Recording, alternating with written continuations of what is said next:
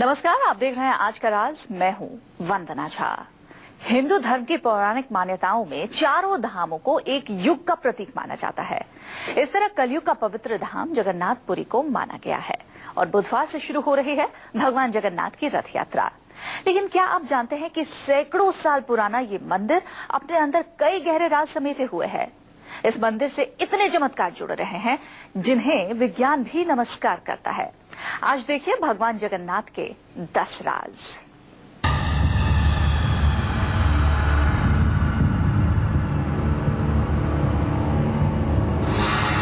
सैकड़ों साल पहले एक ऐसे रहस्य ने जन्म लिया जो आज भी लोगों को हैरान करता है।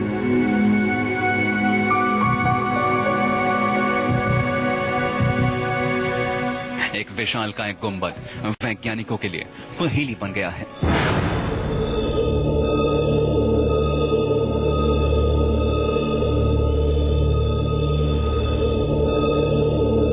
ऐसा गुंबद जिसमें करोड़ों लोगों की आस्था है।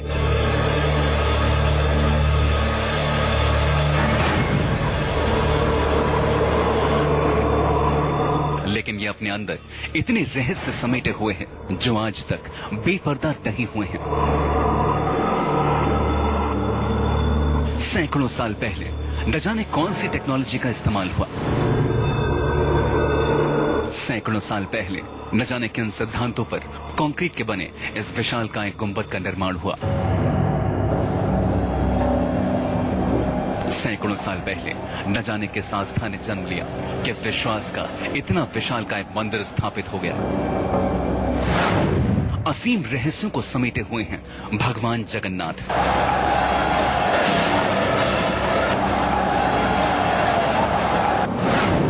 गौरवपूर्ण अतीत के साथ गहरे राज का केंद्र है भगवान जगन्नाथ।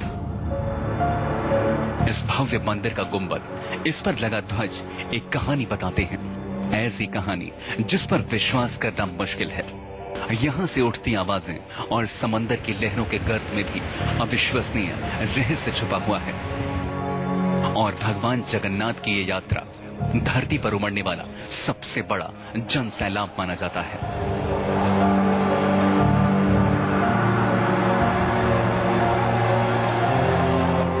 आखिर इसका राज क्या है?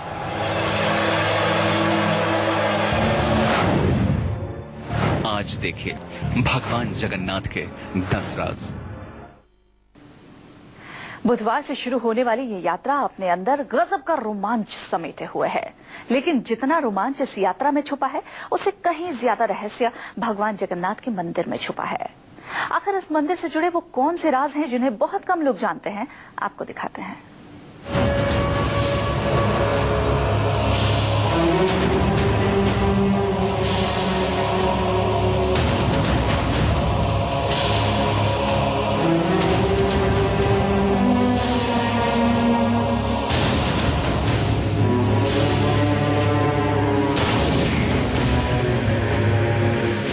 भगवान जगन्नाथ मंदिर के ऊपर लहराते इस ध्वज को देखिए।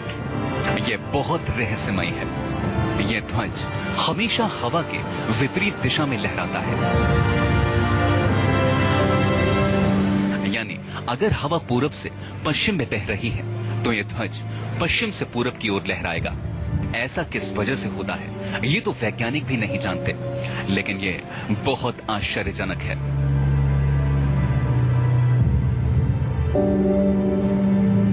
ये भी आश्चर्य है कि हर रोज शाम को मंदिर के ऊपर स्थापित ध्वज को उल्टा चढ़ाकर बदला जाता है ताकि ऐसा लगे कि यह सीधी दिशा में लहरा रहा है।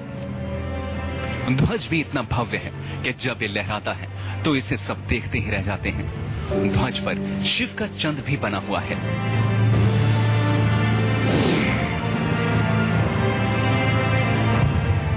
यह दुनिया का सबसे भव्य और ऊंचा मंदिर है।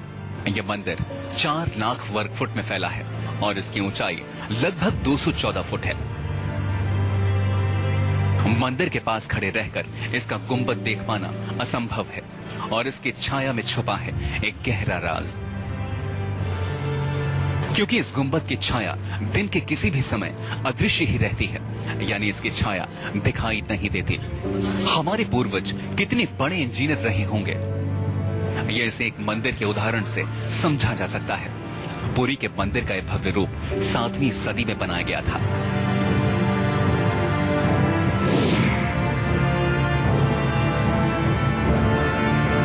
इस मंदिर के ऊपर लगे इस सुदर्शन चक्र को देखिए। ऐसा कहा जाता है कि पुरी में आप कहीं भी खड़े हों, हर जगह से मंदिर के शीर्ष पर लगे सुदर्शन चक्र को देख सकेंगे। किसी भी दिशा से देखने पर लगता है कि यह सुदर्शन चक्र आपके सामने ही है, यानी हमेशा ये सामने ही दिखाई देता है। इसे नील चक्र भी कहा जाता है। यह अष्टधातु से बना है और बेहद पवित्र माना जाता है।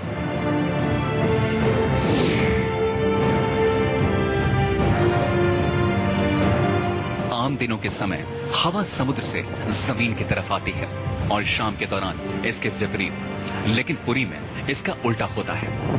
ज्यादातर समुद्री तटों पर आमतौर पर हवा समुद्र से जमीन की ओर आती है, लेकिन यहाँ हवा जमीन से समुद्र की ओर जाती है।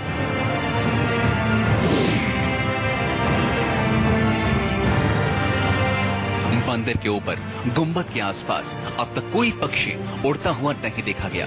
इसके ऊपर से विमान भी नहीं उड़ाया जा सकता। मंदिर के शिखर के पास पक्षी उड़ते नजर नहीं आते, जबकि आमतौर पर देखा गया है कि भारत के ज्यादातर मंदिरों के गुंबदों पर पक्षी बैठ जाते हैं या आसपास उड़ते हुए नजर आते हैं। लेकिन इस मंदिर के गुंबद के आसपास ऐसा कुछ भी नहीं होता। Bureau report, news 24। भगवान जगन्नाथ के मंदिर से जुड़े कई और भी ऐसे राज हैं जो बेहद हैरान करते हैं। यहाँ की फिजा में कुछ ऐसे आश्चर्य हैं जिनसे पर्दा हटना बहुत मुश्किल है।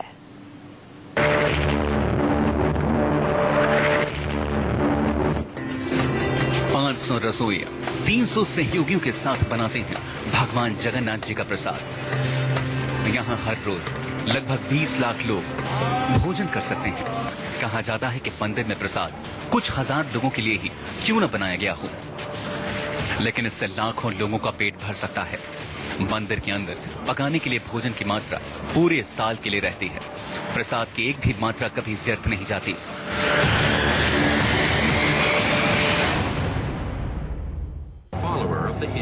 मंदिर के सिंह द्वार में पहला कदम रखते ही आप समंदर से उठने वाली किसी भी आवाज को नहीं सुन सकते, लेकिन जैसे ही आप बाहर कदम रखेंगे आपको समंदर की आवाज साफ सुनाई देगी।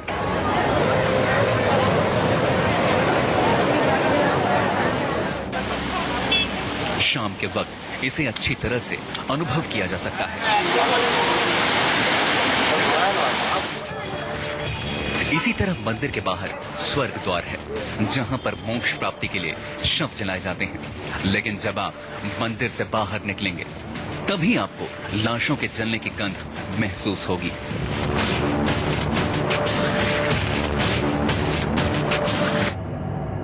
यहाँ श्री कृष्ण को भगवान जगन्नाथ कहा जाता है। जगन्नाथ के साथ उनके भाई बलराम और बहन सुभद्रा विराजमान हैं। तीनों की यह मूर्तियां काष्ठ की बनी हुई हैं। यहाँ हर 12 साल में एक बार प्रतिमा नए तरह से तैयार होती है। मूर्तियां नई जरूर बनाई जाती हैं, लेकिन आकार और रूप वही रहता है।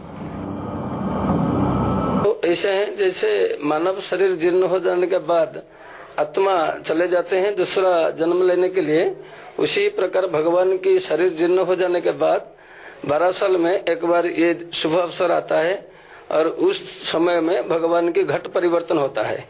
उसको नव कलेवर कहा जाता है, यानी कलेवर परिवर्तन।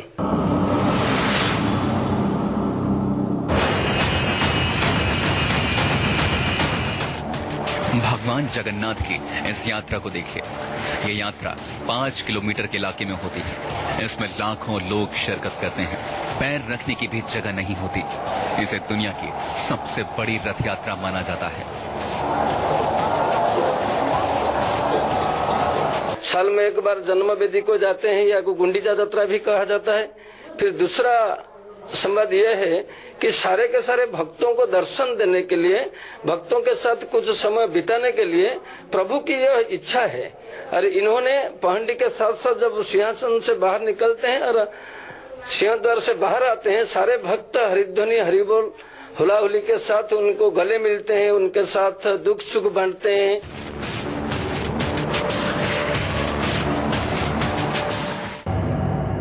माना जाता है कि 3 बार समुद्र ने जगन्नाथ जी के मंदिर को तोड़ दिया था। कहते हैं कि महाप्रभु जगन्नाथ ने हनुमान जी को यहाँ समंदर को नियंत्रित करने के लिए तैनात किया था, लेकिन हनुमान जी भी प्रभु के दर्शन के लिए नगर में प्रवेश कर जाते थे। ऐसे में समंदर भी उनके पीछे पीछे नगर में दाखिल हो जाता था। तब हनुमान जी को भगवान जगन्नाथ ने स्वर्ण बेड़ी में तट पर स्थापित किया था, जहां आज भी बजरंग बली का प्राचीन मंदिर है। Bureau report, news 24।